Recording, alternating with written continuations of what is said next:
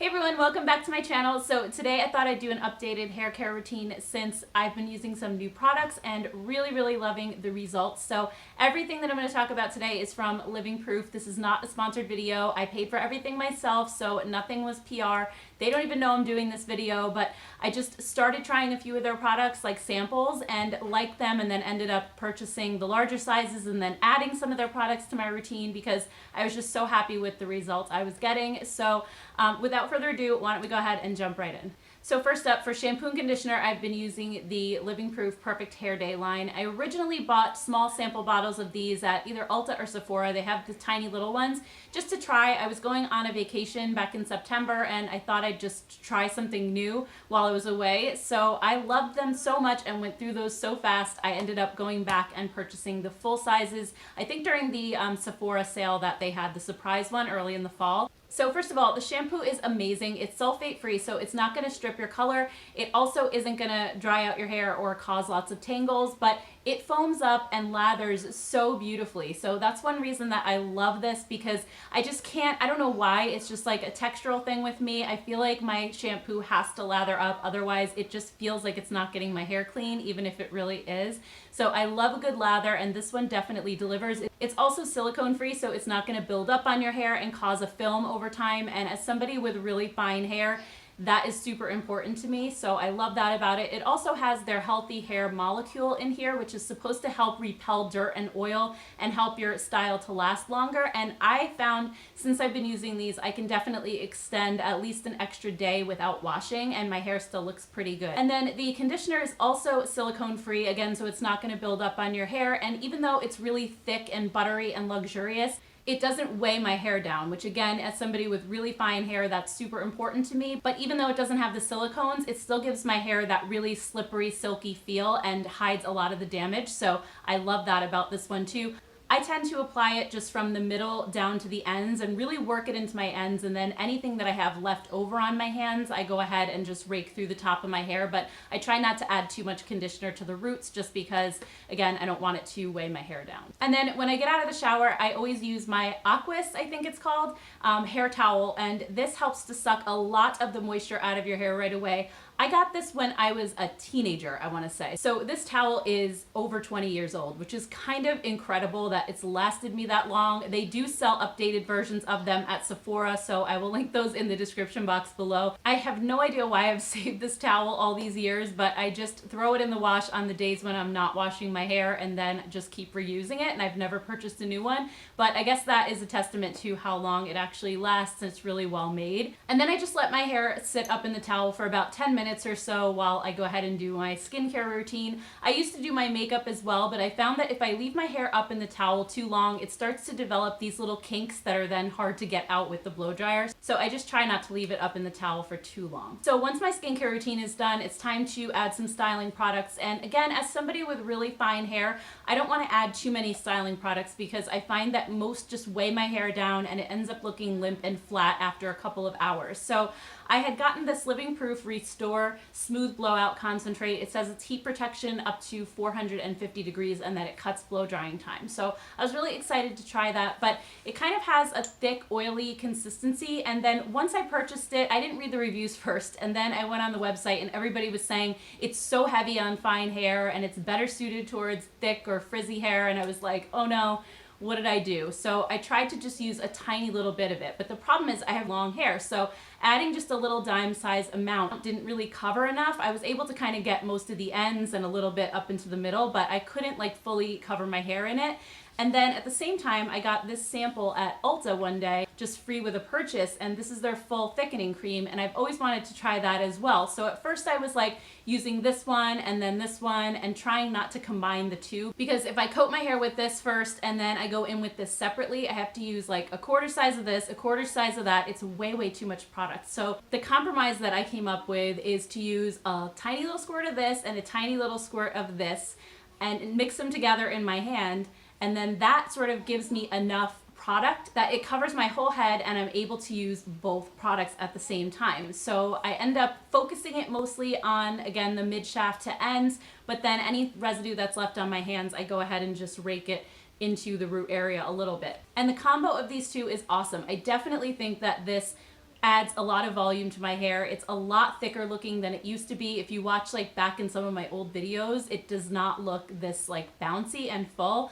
So I think that's definitely due to this. And this, I have to say, really does cut down blow drying time. I can dry my entire head in about 10 minutes or so, and it used to take me more like 15. So I wouldn't say it cuts it necessarily like in half, but it definitely reduces the time. I notice I'm done a lot quicker. So I really am impressed with both of these products. So then it's time to blow dry, and I'm using my T3 Featherweight hair dryer. I did receive this free from QVC a couple of years ago, and I've been using it ever since. It's a nice hair dryer. I don't know if it does anything more for my hair than the old Conair one that I was using from the drugstore before this was gifted to me, but you know, I didn't really see too much of a difference, but it is really quiet, and also it's lightweight to hold, so it doesn't hurt my arm. And speaking of hurting my arm, what I do when I blow dry now is I just rough dry my hair. I used to sit there and clip up different sections and blow it dry with a round brush, and it took forever. It killed my arm. It made me never want to wash my hair because it was such an annoying, long, lengthy process. And then at the end, because my hair is pretty damaged, just blowing it dry with a round brush, I felt like I still had to curl the ends under to kind of hide some of that damage, or use a flat iron or something else. So I figured, you know what, if I'm going to use hot tools afterwards anyway, why spend all this time trying to get it to look good with a round brush? I might as well just rough dry it as quickly as I can. So that's pretty much what I do. So what I do first is I flip my hair over to the side that's opposite my part just to give it a little bit of volume, and I dry it that way until it's about 50 or 60% dry. And then I just rake it with my fingers and, just like I said, just rough dry it. I try to keep the dryer pointed downward most of the time so that it doesn't rough up the cuticle and cause frizz, but I think this is just the fastest way to dry your hair. And then what I do is I flip it back over the other way, blow dry it that way some more, and then when it's about 90% dry, I part it where I normally do, and then I just try to smooth it out at the part, keeping it pointed down the whole way. And that's about it. It doesn't look fantastic when it's done, and you can definitely see I have a ton of damage on my ends, which you can't really see once I go ahead and style my hair, and that's really the reason that I have to use hot tools. And I rarely wear my hair straight anymore because the ends are very choppy, and unless I want to cut my hair really short, which I'm not ready to do at the moment,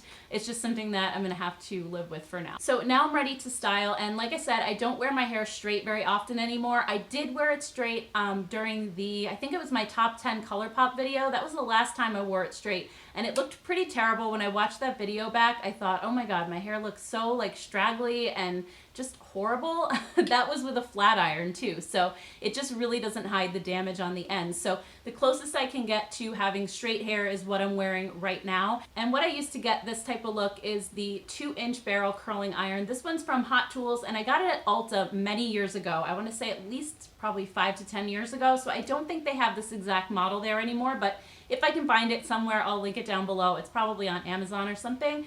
But I love this because it doesn't give me a curly look. It actually straightens most of my hair. Just gives a little bit of bend at the ends, similar to if you were to use big giant hot rollers or Velcro rollers. So I really just love this sort of bouncy look, and it's pretty much straight for the most part with, like I said, just a little bit of bend at the ends. The way that I use this is I just clip up the top section of my hair with one of those old claw clips, and then I just go ahead and grab pretty large sections, a couple of inches wide, and roll them away from my face. Hold it for, I don't know, anywhere from 5 to 10 seconds. I don't like to hold it too much because my hair's damaged and also fine. So it really doesn't take too much heat to keep a curl in my hair because it's so fine. So if you have thicker or coarser hair, you may need to hold this on your hair for a bit longer. But for me, 5 to 10 seconds is about right. And then I just go around my whole head. Again, the pieces in front of my face, I just curl back away from my face because I find that that just gives the most natural look.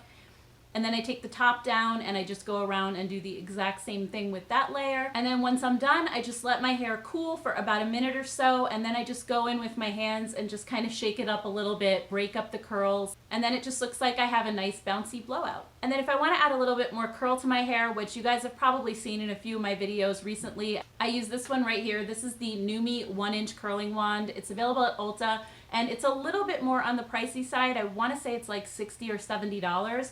But it works so much better than the ones that I used to get like at Target or the drugstore, like from Conair.